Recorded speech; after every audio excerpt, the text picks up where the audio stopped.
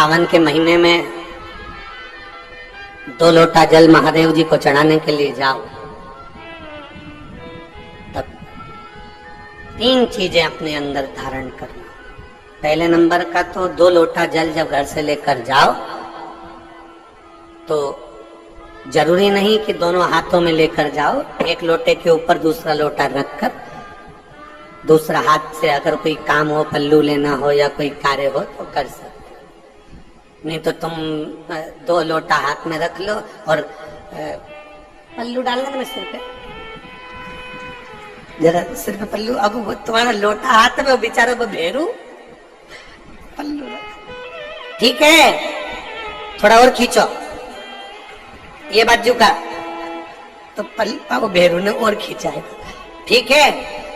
ये पल्लू हमारा मुंडा में दे दो, अब ठीक है।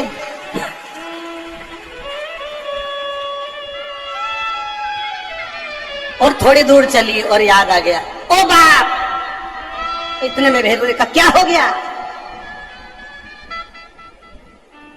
क्या हुआ? तुम्हारे फूल माला की पन्नी तो ही रह गई, जरा उठाओ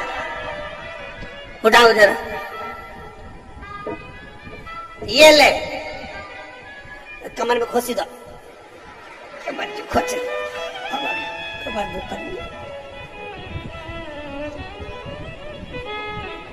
और कैलाश पर्वत पे जाके रहूंगी,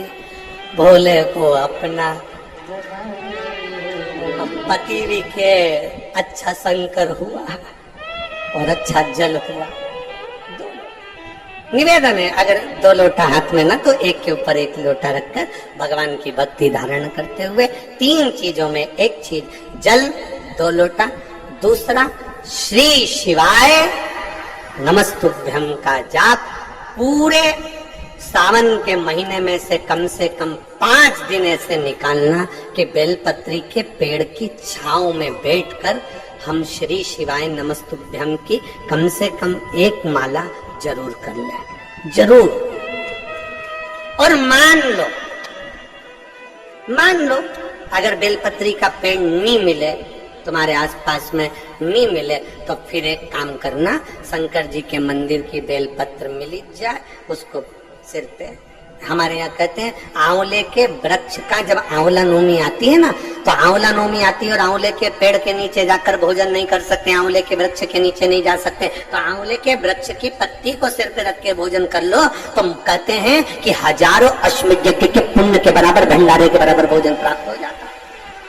आंवले के वृक्ष की पत्ती, तो वो बेलपत्र भी मस्तक पर बाबा को प्रणाम कर कर फिर वही बेलपत्र का आनंद करते हुए भाव से उस बेलपत्र को मात्र शीश से लगाई लिया ना, मस्तक पर चढ़ाई लिया ना, तो भी भगवान की विरल भक्ति प्राप्त हो सकती अभी। और मान लो बेलपत्र भी ना मिले तो बेलपत्री के वृक्ष की थोड़ी सी मिट्टी अपने मस्तिष्क पर लगाकर मस्तक पर चढ़ाकर भी हम जाप कर सकते।